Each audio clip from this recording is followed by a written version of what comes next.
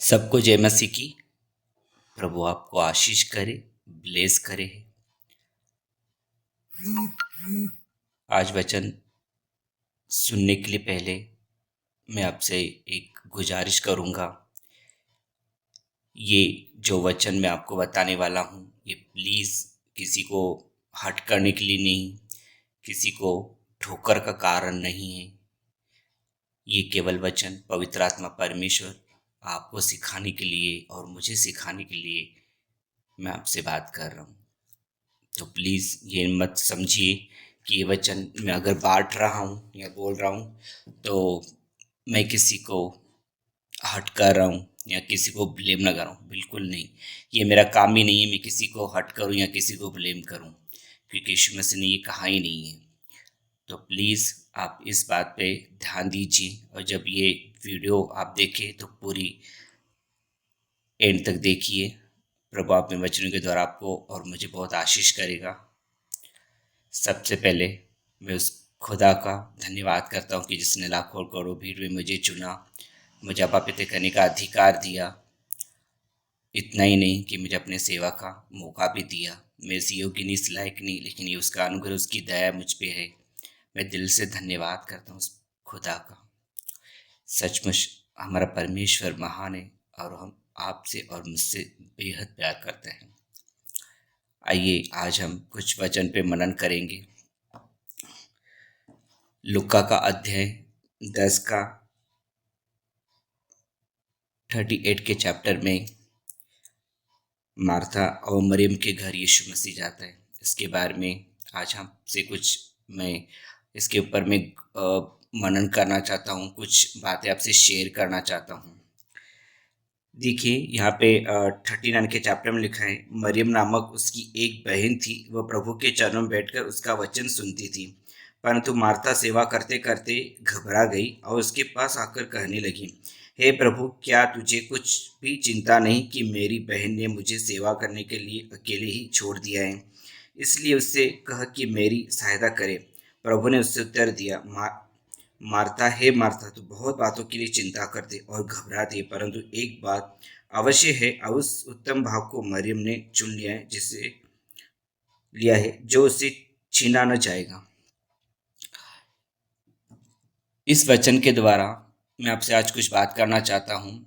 यीशु मसीह, बहुत लोगों को कम पता है कि यीशु मसीह मार्था, मरियम और लाजर, इन तीनों से बेहद प्यार करता है। और यीशु मसीह जब उनके घर पे विजिट करने के लिए जाता है, उनके घर पे जाता है, तो मार्था खाना बनाने में बहुत व्यस्त है, लेकिन मरियम ने सबसे पहले चुना कि उसने यीशु मसीह के चरणों में बैठ के उसकी वाणी सुन रही थी। इससे मुझे आज मैं इससे इसके ऊपर मैंने बहुत मनन किया, बहुत गौर किया, और पवित्र आत्मा पर ने जो मुझ पे प्रकट किया वो आज मैं आपको शेयर करना चाहता हूँ। मैं आज आपसे कुछ बात शेयर करना चाहता हूँ। यहाँ पे दो कैरेक्टर है, एक मार्था और एक मरियम। मरियम भी चाहे बैठ सकती थी यीशु मसीह के चरणों पर, लेकिन उसने ये काम नहीं किया। उसने खाना बनाने के लिए वो व्यस्त थी, अपने लाइफ में बिजी थी। आज एक विश्वासी जब प्रभु में आता है तो उसको सबसे पहले परमेश्वर के साथ टाइम स्पेंड करना चाहिए, लेकिन वो अपने लाइफ में इतना बिजी रहता है कि उसके पास टाइम ही नहीं रहता। वो अपने बिजनेस में, अपने शॉप में इतना बिजी रहता है कि उसको टाइम नहीं मिलता। और जब भी आप उनको बोलोगे कि आप ब्रदर कल से में नहीं आते, तो वो बोले कि टाइम ही नहीं है। मैं आपको एक सवाल पूछता हूँ, टाइम कैसे नहीं है? टाइम रहता है हमारे पास, लेकिन हम उस टाइम को बहुत बिजी कर देते हैं। शैतान बहुत चालाक है। वो जानता है कि अगर एक विश्वासी चर्च में जाएगा, बहुत सारे वचन जो परमेश्वर के बाइबल में लिखे हुए उसके ऊपर चलेगा, तो वो स्वर्ग में जरूर जाएगा। लेकिन आज दुखद की बात है कि एक विश्वासी प्रभु में आने के बाद वो अपनी लाइफ में बिजी रहते हैं। मैंने बहुत सारे लोगों को देखे हैं जो बहुत सारे मैंने मीटिंग अटेंड किए, बहुत बड़े बड़े क्रूसेस में गया हूँ। वहाँ पे मैंने बहुत बड़े बड़े दासों के पीछे एक विश्वासी को प्रभु जी, पास्टर जी, पास्टर जी करके मैंने देखा है। मुझे बहुत दुखद घटना होती है और जब मेरे कान में एक आवाज़ आती है यीशु मसीह की, अजय मैं किधर हूँ। मैं आज आपसे एक सवाल पूछना चाहता हूँ, क्या सचमुच एक पास्टर के पीछे एक विश्वासी को भागना चाहिए, उसके पीछे आना चाहिए? डेफिनेटली। पर प्रभु का दास है, उनकी रिस्पेक्ट करना चाहिए। मैं खुद रिस्पेक्ट करता हूँ ऐसे दासों की क्या, जितने भी प्रभु के दास हैं उन सब दासों के लिए मैं खुद प्रार्थना करता हूँ। हमें प्रार्थना करनी चाहिए क्योंकि वो हमारे लिए दुआ करते हैं, वो हमारे लिए दिन रात हमारे लिए चिंता करते रहते हैं। और बाइबल में भी लिखा है, यीशु मसीह का, जो कोई मेरी सेवा करता है पिता उसका आदर करता है। अगर पिता उसका आदर करता है तो हम भी उसका आदर करना चाहिए। डेफिनेटली एक प्रभु के दास के हमें डेफिनेटली 100% हम उसका आदर करना चाहिए, लेकिन ये नहीं कि उसको पहला स्थान दें, उसको हम एक बाबा बनाए। आज बहुत सारे विश्वासी ने एक बाबा करके एक मतलब एक पास्टर जी को एक रखा है। बहुत सारे चर्चेस में हम देखो, पास्टर जी पास्टर जी पास्टर जी, बहुत अच्छी सेवा तो करेंगे वो, उसमें डाउट ही नहीं है। आप देखो बहुत सारे कलश में कितने लोग सेवा करते हैं, आपको लगेगा क्या सेवा कर रहे हैं ये ब्रदर, लेकिन आप उनको पास कभी जाओ, उनको एक देखो, उनकी जीवन देखिए। वो कभी दुआ नहीं करेंगे, वो कभी बाइबल नहीं पढ़ेंगे। अगर आप उनको पूछेंगे ना कि ब्रदर आप बाइबल पढ़ते हैं, तो कभी नहीं बोलेंगे कि हम बाइबल पढ़ते हैं। आप उनको कभी दुआ बोलो, आप दुआ करते हो, वो कभी बोलेंगे नहीं हम दुआ करेंगे। लेकिन अच्छी बात है कि वो कलश में बहुत अच्छी एक्टिंग करते हैं। उसको क्या कहते हैं, एक्टर। बहुत बड़ी अच्छी एक्टिंग करते हैं। एक आराधक को लगता है कि मैंने 1 घंटा 2 घंटा प्रभु को दिया तो मेरे लिए सब कुछ हो गया। अब बहुत सारे आराधक को देखो, मैंने बहुत सारे आराधक को देखे हैं, बहुत बड़ी बड़ी मीटिंग में खुद अटेंड की है। देखिए आराधक जब आराधक हो जाती है ना, उसके साथ जितने भी लोग रहते हैं ना, कभी वो प्रभु के चरणों में बैठकर परमेश्वर का वचन सुने। जब भी देखिए वर्शिप हो जाती है ना, वो आराधक वहां से चले जाते हैं, प्रभु का दास आता है वचन बांटता है, लेकिन आपको एक व्यक्ति भी, एक आराधक भी वहां पे आपको मिलेगा नहीं। कैसा मिलेगा आप बताइए मुझे। क्या यीशु मसीह को ये पसंद है? क्या यीशु मसीह ऊपर स्वर्ग में बैठ के देख रहे हैं कि ये वर्शिप करे तो मैं इनसे प्रसन्न हूँ? इससे कहीं ज़्यादा तो वो बोलते हैं कि मेरे स्वर्ग में अच्छी वर्शिप हो रही है। लेकिन पता है आपको, बहुत कम लोग जानते हैं पिता की इच्छा ये है कि जैसा उसका पुत्र यीशु मसीह था, वैसे हर एक विश्वासी को देखना चाहते हैं। देखिए आप, मत्ती, मरकुस, लुका और यूहन्ना, ये 4 अध्याय यीशु मसीह के ऊपर है। आप इन 4 अध्याय में कभी भी देखो, आप यीशु मसीह ने जब भी सुबह वो मिनिस्ट्री करता था, रात को पिता के साथ वो दुआ करता था, टाइम स्पेंड करता था। क्या जरूरत थी, परमेश्वर के पुत्र होने के बावजूद वो अपने पिता से टाइम स्पेंड करता था, लेकिन नहीं, वो पिता के अधीन में था। क्या एक विश्वासी अधीन में है? क्या एक विश्वासी है ये सोच रहा है कि सचमुच मैं पिता के सामने बैठ के एक उनके साथ टाइम स्पेंड करूं? जब परमेश्वर ने आदम को बनाया था तो इसलिए नहीं बनाया था कि वो जाके आराम से रहे, बिल्कुल नहीं, उसके साथ संगति करने के लिए कहा था। आज पिता की इच्छा है कि उस एक विश्वास के साथ संगति करे, लेकिन दुखद की घटनाएं, दुखद के मैं बोल रहा हूँ, ये बहुत लोग नहीं करते। मैं 70% नहीं कहूँगा, 80% नहीं कहूँगा, 90% कहूँगा, 90 लोग परमेश्वर के साथ बिल्कुल संगति नहीं करते। और ये बहुत बात दुखद की बात है। देखिए, एक माँ अपने बच्चे को गर्भ में 9 महीना रखती है।